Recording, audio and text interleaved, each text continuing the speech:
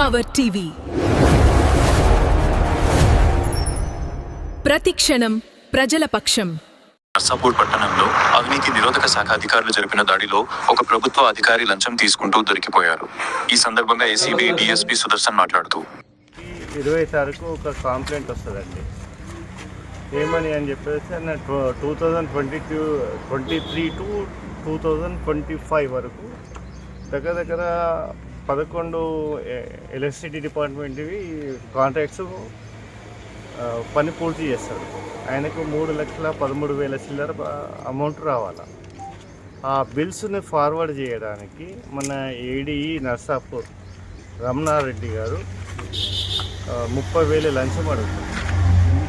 దాన్ని ఆయన చెప్పింది కరెక్టా కాదా అని చెప్పేసి పంపిస్తే రిక్వెస్ట్ చేసి 20 అన్నా 25,000 అన్నా ఈ 1 ఇయర్కి అంటాడు. ఈరోజు 25,000 ఇస్తుంటే పట్టుకోలేదు చేస్తాం. ఇక్కడ ఇస్రాయల్ ఇంటి దగ్గర అవి సర్చెస్ అవుతుంది, హౌస్ సర్చెస్ అయితే హౌస్ జరుగుతుంది జరుగుతుంది. దొరికినాయి అమౌంట్ ఇంకా ఇప్పుడు ఈయన కంప్లైంట్ చేసిన కాంట్రాక్టర్ పేరు చెప్పమండి. అంటే ఎలక్ట్రిసిటీ కాంట్రాక్టర్ అని అవును, కోర్టులో ప్రొడ్యూస్ చేస్తాము.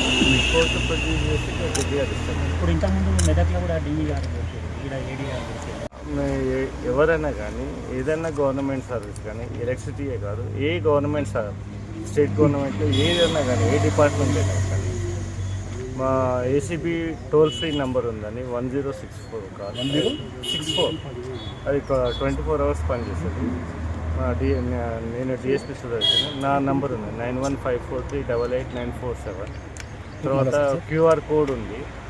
ఆ క్యూఆర్ కోడ్కి వాట్సాప్ నెంబర్ ఉంది. మా ఏసీబీది మెయిల్ ఉన్నది. ఈ దేనికన్నా కూడా కంప్లైంట్ చేయొచ్చండి, మేము రెస్పాండ్ అవుతాం. మీ number Venkateswarlu and Ramesh and staff. Ramesh